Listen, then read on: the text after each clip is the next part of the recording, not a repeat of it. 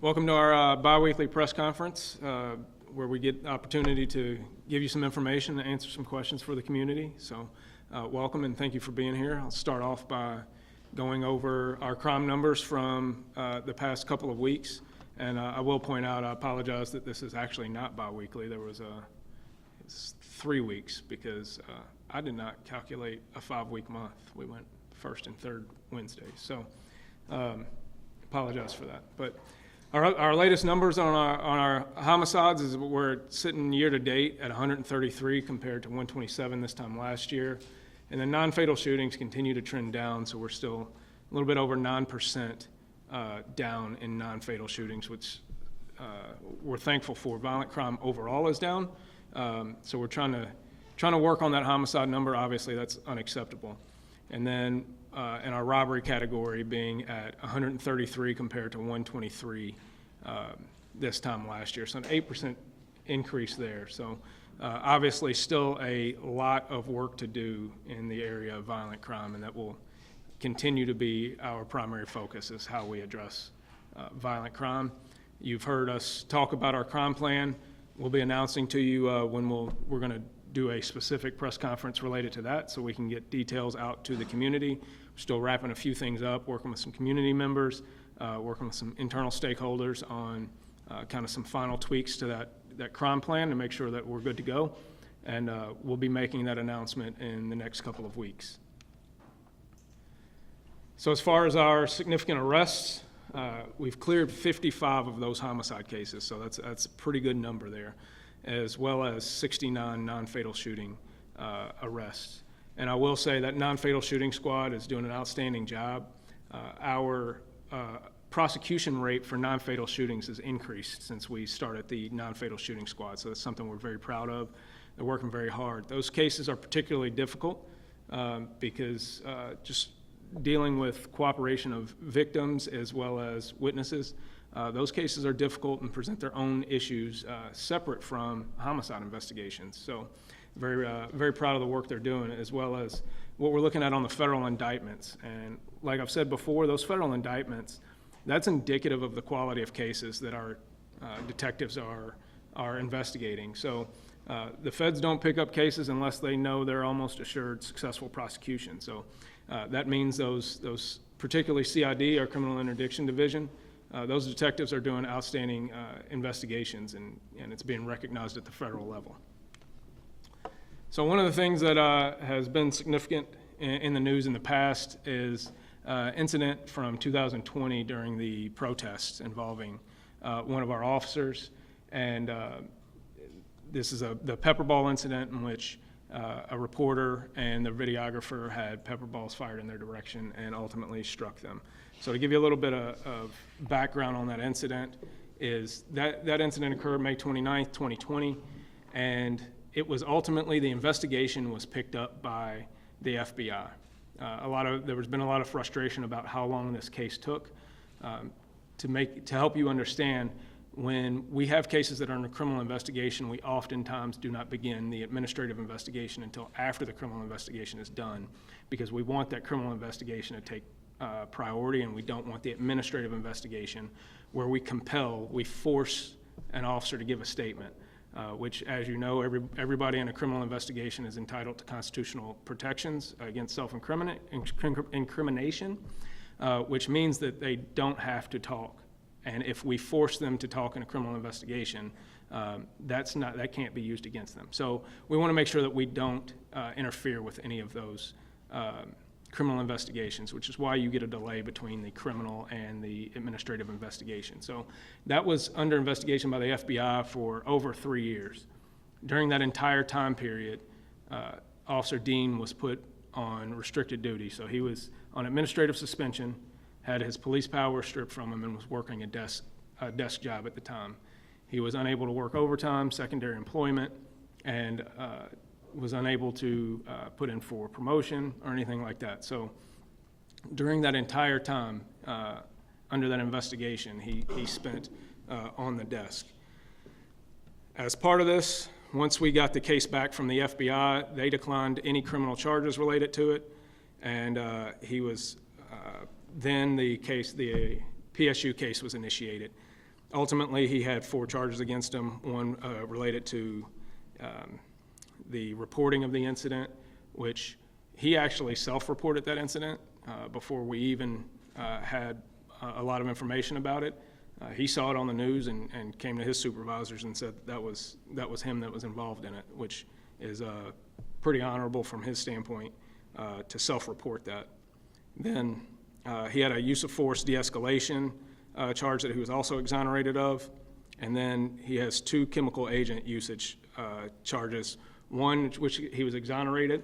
That is after verbal commands were given to the reporters and to the crowd. He fired pepper balls at the ground in their direction and then gave more verbal orders for them to disperse after that lawful order. And then ultimately he does deploy pepper balls and strike the videographer involved, and he was sustained on that charge for violating our use of force policy as it relates to chemical agents. And he has received a letter of reprimand in this incident, understanding that now can be used if he has any other similar disciplinary issues. It can be used as part of progressive discipline. But like I said, he was on desk duty for well over 3 years.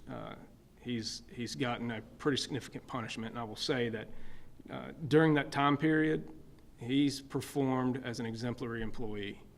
He could have had a bad attitude. He could have come in and created a culture around him that negatively affected everybody around him, and he's done nothing but come in with a great attitude, worked his tail off, and done exactly what I would ask an officer to do in a tough situation for him. And so all of those factors were considered as part of the discipline in this process. I have spoken with the videographer related to this. I have not yet spoken with the reporter. I've tried to get a hold. I'm waiting for a call back, hopefully soon. And I've also spoken to the news director at Wave 3, since it involved your station directly. Some of the things I want to point out in relation to this, or that's notable in relation to this, is we've undergone drastic policy changes and structural changes in LMPD since 2020, and I want to go through a couple of things, particularly related to use of force, so you all understand how seriously we take these things. One of the things I think is very important, you've heard us talk about the Graham factors and the evaluation of use of force, and that comes directly from the Supreme Court. And so we've incorporated the Graham factors directly in our use of force policy, and it is currently referenced in that use of force policy as being our standard. We've also created our Force Investigations Unit, which is designed to make sure that investigations of use of force are done thoroughly, they're done well, and they're done consistently. And supervisors and officers are given timely feedback on the quality of those investigations, as well as the particular use of force and whether it was justified or we need to make corrections or take corrective action on that officer.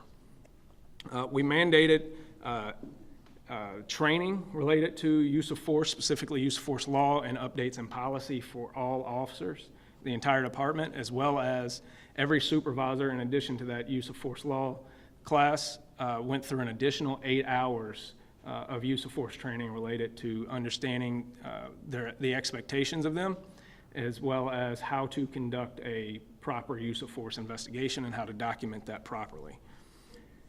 We also created tool-specific policies. So our previous use of force policy encompassed everything, but for clarity's sake, what we did was we separated out intermediary tools that would give better, more clear guidance to officers of how, when, and why you would use a certain tool, and then the actions that you need to take related to it. So for instance, as opposed to having TASER incorporated in the use of force policy as a whole, it is now in its own separate standalone policy with other intermediary tools that gives advice and guidance on how to use those. We've also changed to a level reporting system, which means that we divide the types of use of force based on their severity and any injuries to anyone involved into different levels, which gives the supervisors guidance on the level of investigation that is now required. So you've always seen that, for an officer-involved shooting or a critical incident like that, PIU ends up getting involved, and we automatically create a PSU level investigation. But everything below that also needs guidance on the thoroughness of the investigation based on its severity. And so we've separated use of force into 4 separate categories that gives them guidance on everything that is required for that specific level use of force. So you can take a look at our updated policy on our website and see all of those new changes that we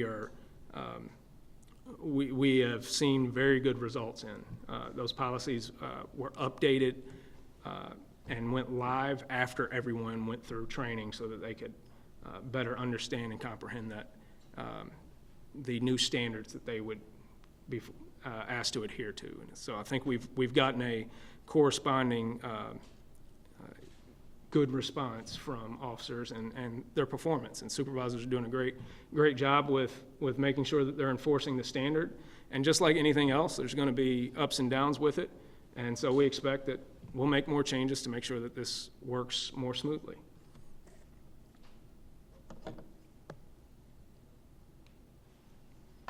I want to highlight some of the upcoming events that we have going on over the next few weeks. Our GREAT program, our gang resistance training that we do for elementary schools, we'll have a graduation of that program in Eisenhower Elementary. The 3rd grade class there has gone through it. And so we'll have the graduation there this Friday at 2:30. So pretty excited about that. Our Citizens Police Academy, which has 19 participants in it in this round, is starting. And if anybody has any interest in joining Citizens Police Academy, we also have an International Citizens Police Academy. You can reach out to Minerva Varola, who is our Equity and Diversity Coordinator. She runs all of those programs, does an outstanding job with those. The Veterans Day Parade is this weekend on Saturday at noon. So we encourage all of our veterans to come out. It's a good time to be able to recognize those veterans. And then lastly, I will be joining Jarena Weathers, our Commonwealth Attorney, for a town hall on November 12th, Tuesday, November 12th at 6 p.m. down at the Goodwill Industries building down on Broadway. It's an opportunity for us to interact with and answer questions from the community. So please come out to that if you have interest. Next, I'd like to feature, every week, every time we do one of these, I'd like to highlight some of our units. I want the public to understand what goes on inside of LMPD and all of the work. And this is another one of our professional staff units that does an absolutely great job. Robin Oates is here with us. She's the supervisor of the unit, and she's going to give you kind of an overview of what the records unit does. And you'll discover that primary point of contact for a lot of citizens is the record unit. This is the people that they talk to on the phone when they have problems and they get reports taken. So it's a very important unit for us. And I'll introduce Robin Oates to say a few words about the records unit.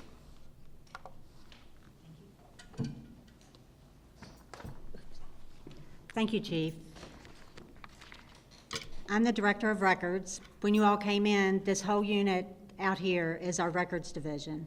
We have 60 employees. That includes myself, 2 managers, and 4 supervisors.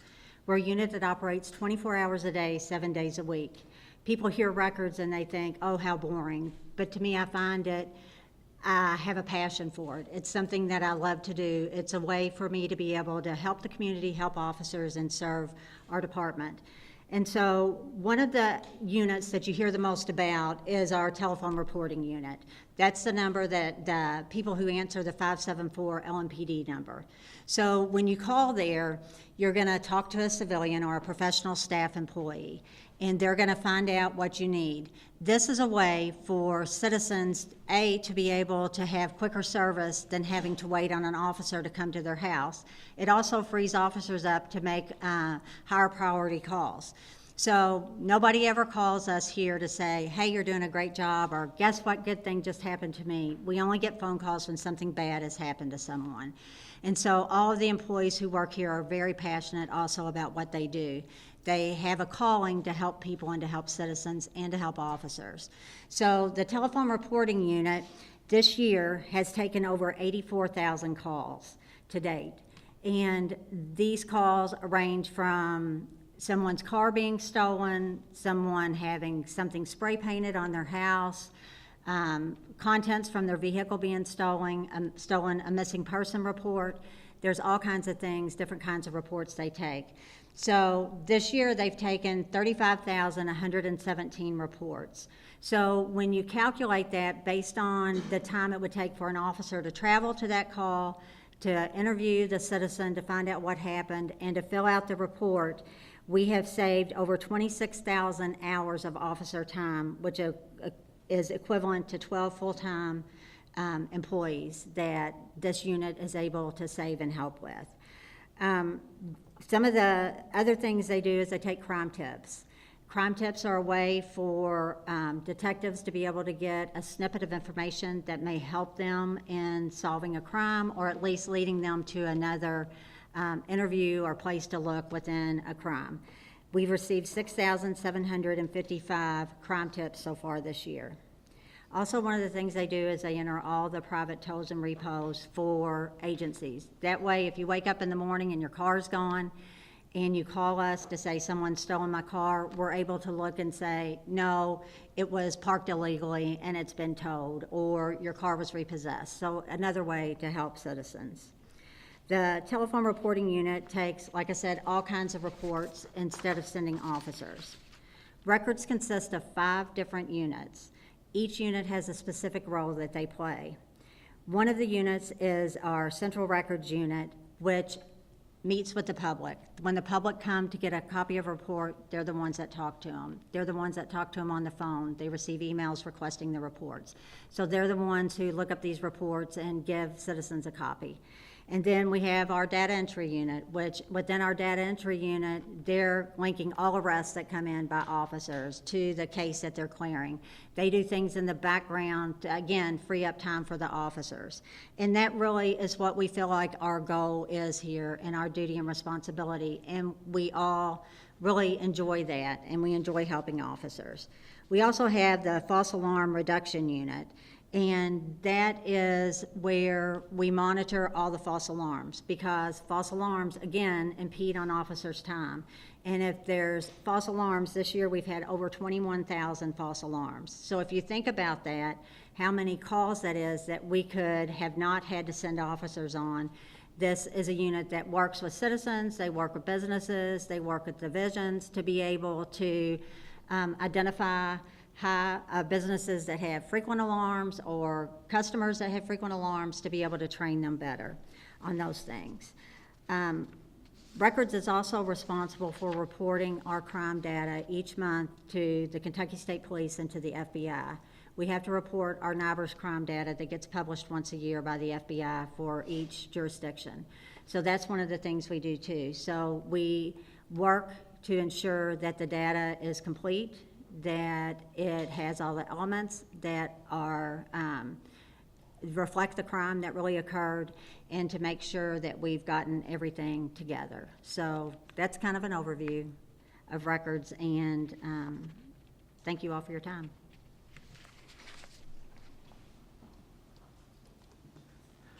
Thank you, Robin. And a couple of things I'll point out. She talked about the amount of hours that officers would have spent taking these runs.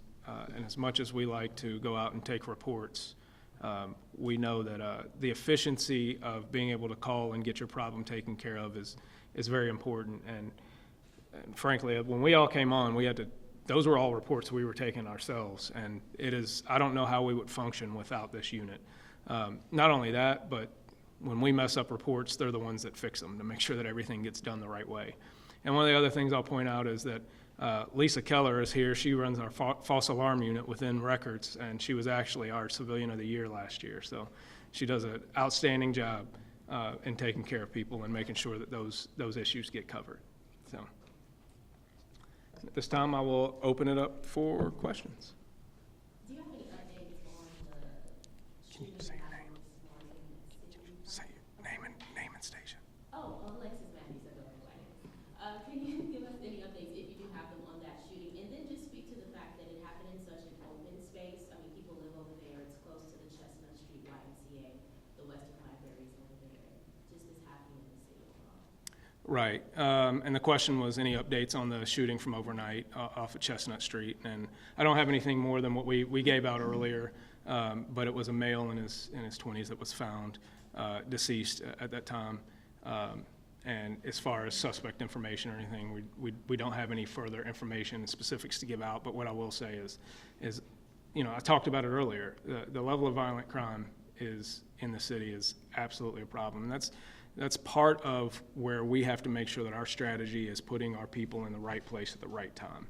And so understanding the data, understanding the trends, and then giving that information to officers in a way that says, this is where I need you. These are the things that I need you to do in those areas at these times in order to combat that. And so that is exactly why we're putting a crime plan in place, is so that we can have a more direct impact in taking care of this. We're doing a great job in the investigation side of it. We want to do a better job in the prevention side of it. Do you know if the consent decree will come down before, Ian Hart with WHAS Limited, do you know if the consent decree will come down before the end of this year? The question is, do I know if the consent decree will come down before the end of this year? We've signed an agreement in principle that we are going to negotiate, and we plan to continue negotiations. We're making good progress. I would assume that we would get it done before then, but if you'd have asked me back in February after, 11 months of waiting on that letter from the DOJ, I would have told you we would have had it done by the end of the summer. So apparently I'm not Nostradamus. I would assume that, but all I can tell you for certain is that we are going to continue negotiating and try to get the best deal done possible that benefits the city as much as possible, so that we can focus on getting this violent crime issue under control. The thing is that you have two sides of this, is that our job comes down to keeping people safe and protecting constitutional rights. And if we fail at either one of those, we've failed. You can't do one without the other. And so we want to make sure that we do this the right way and we do it collaboratively with the community. And do you think the change in presidential Hit me with the powers- back-to-back questions, huh? Yeah, is that going to have any effect on those negotiations if it extends past this year? I can't predict what the next administration will do. I think we do have some history from this next administration having been a previous administration. But all I can tell you is that we're gonna continue working our tails off trying to get this thing done and take care of LMPD, take care of the rest of the city as well as the community. Yes, sir. Hey, Stersky, WDRB.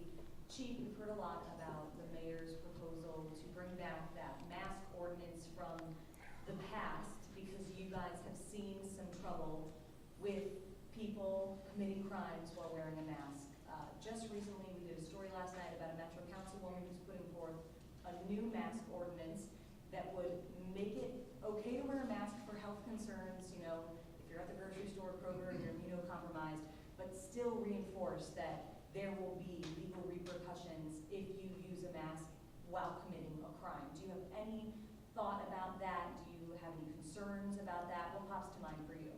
Well, I'll tell you what pops to mind for me is that what we know is that we've had at least 123 violent crimes that have been committed with people involving wearing masks.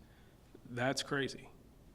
Here's the thing is that whatever the tool is that's available to us, whether it's a mask ordinance, whether it's technology, whatever it is, we're going to use every tool at our disposal to make sure that we stop and prevent violent crime. And so we have no desire to interfere with people's ability to protect their health. We recognize that. We've talked a lot about this mask ordinance in the last few weeks, probably ad nauseum. It is not our crime strategy. We are not building a crime strategy around mask enforcement. I'm not asking officers to go out and enforce a mask ordinance. That's never been part of it. This all started as a conversation related to, obviously it started after that PRP shooting, where all of our suspects were wearing masks, hanging out for an extended period of time, wearing masks. And just so you know, sometimes behavior is suspicious, and sometimes a mask adds to that suspicion. That's a thing that we have to do, is we have a duty to investigate suspicious behavior that might be indicative of crime occurring.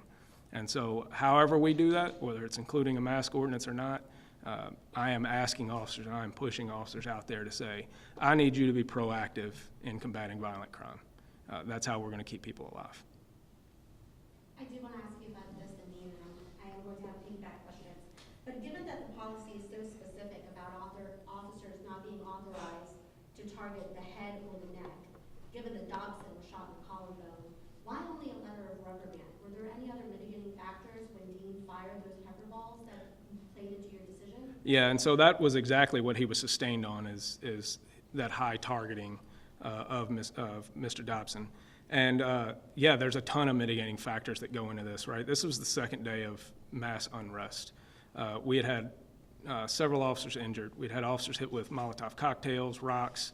One of the other things that we factor in is that Officer Dean was wearing a gas mask, which occludes your vision. It makes it difficult to see and process your surroundings. He was giving verbal commands to those people. He could not see who they were, according to his statement. And when you see his video, it appears that way as well. It's dark out, and they have a very bright light. You know, the lights that you all carry on your cameras, and it's shining right in his face, which is one of the things that we faced during that time period. Was people were intentionally using lights in order to blind officers or keep officers from being able to see, and then we were being hit with rocks from farther in the distance. So there are a lot of mitigating circumstances that go into that. I do not discount the impact that it had on Mr. Dobson. And it is obviously a violation, and he's sustained on that. But there are a lot of mitigating circumstances that also go into that, that tense, uncertain, and rapidly evolving situation. And like I said, I also factor in how Officer Dean behaved afterwards.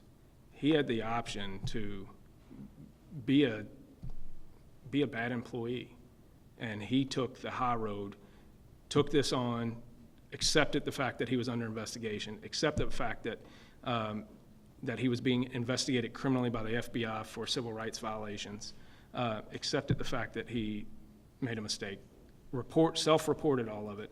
All of those things go into my disciplinary decisions when it comes to that. So yes, there were a lot of mitigating factors. So given that training is going to be upped for investigating use of force incidents, maybe the relationship with the FBI right now might be a little strained, but do you see a possible nexus for a road between LMPD's PIU when they see a potential civil rights violation and kicking that over to the FBI for possible investigations? I wouldn't say the relationship is strained between us and the FBI. I think we have a good relationship with the FBI. I would say our relationship with our federal partners in general are probably as strong as they've ever been.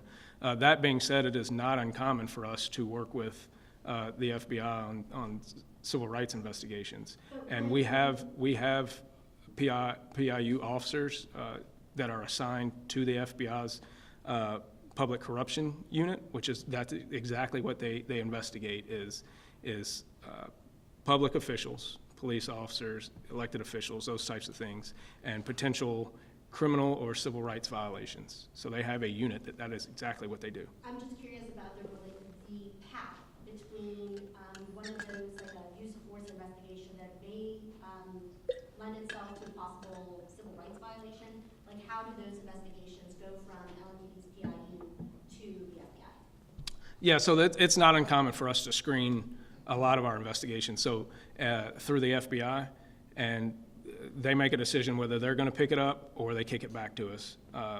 That the FBI is kind of funny with some of the way they do some of their stuff, so often they don't write us a letter and say we're taking this case or we're turning this case down. So I don't have a letter from the FBI to produce to you on open records before you even request that says they screen this case or they screen that case, but we turn cases over to them all the time to be screened, and frankly, there are a lot of cases that we would much rather them investigate than take on ourselves. Speaking about a case that the FBI did investigate when it comes to civil rights violations and LMPD department's reaction, your reaction reactions to the federal jury's decision to convict Brett Hankerson for violating the civil rights of Breonna Taylor when he fired through those windows of her apartment on that night in March of 2020? Like I said in the statement, we respect that jury's decision. We respect the process. And I hope that the community feels a sense of justice for what happened. Obviously, this community's been through a lot post that incident. And I'll tell you exactly what I told officers is that I wouldn't expect any of them to behave the way that that detective did that day. Plain and simple. It's unacceptable. Whether or not he was indicted by a grand jury, whether or not he was charged, whether or not he was found guilty, doesn't matter to me. That's not the behavior that's acceptable. It's not okay. And I want to make it clear that that case is very complicated. There's a lot of moving parts to that case. There's a lot of different people involved, but what I can tell you definitively without question is that what he did was not okay, and it is not how I would expect other officers to act, and I think they know that, and we haven't seen other officers perform that way. I'm Marina Johnson with the Courier Journal. I'm kind of going back to the Officer Dean case, but are there any general concerns with somebody being on leave for that extensive of a period of time, and what does that transition kind of look like back into regular duty? Yeah, so that her question was, are there concerns about somebody being on leave for that amount of time and then transitioning them back to full duty? Absolutely. And this is something that we face in other cases, right? Officers injured, officer-involved shootings. And so part of they're still employees, and so we still make sure that they go through all the training that's required, and we try to incorporate them into the work. Because what you'll find is, particularly like officer-involved shootings, I'm just talking in general about officers that are on leave for a long time, particularly after traumatic events and things like that, is that mental health is a concern for us all the time. And someone being put on a shelf and isolated is one of the most damaging things that you can do. So that's part of our wellness initiatives, is to make sure that our employees, regardless of why they're on leave, that we want to make sure that when and if they come back to duty, they're a whole employee and they're able to perform well. So he completed all the training and everything that on time as he was supposed to, and he's doing a really good job right now. What is he doing now? He is a 7th Division detective now. Going back to the numbers, it shows that homicides are down compared to this time last year, but are you having any concern? Shootings are down, homicides are up. Sorry, homicides are up, shootings are down. Any concern that as we approach the holidays that there will be an uptick on violent crime overall? Yeah, not necessarily that there will be an uptick related to holidays, but we do know in homicides at least. And again, part of our crime plan, we are accounting for, we know that crime is seasonal as well. So we know going into the holidays, we need people to be aware of things like car thefts, car break-ins. These happen on mall parking lots and things like that. One of the other things that we get an uptick in is robberies during the winter holiday seasons, as far as business robberies. The other thing that is even more concerning is increase in suicides. You get people that are very sad around the holidays for different reasons, and holidays bring out emotions in us. So if you or someone you care about, they struggle during the holidays, make sure you keep an eye on them. Make sure you get them the resources and the help that they need, because that is not what we want to see happen to people during the holidays. So thank you. Anything else? Good to go? Anything else? All right. Thank you all.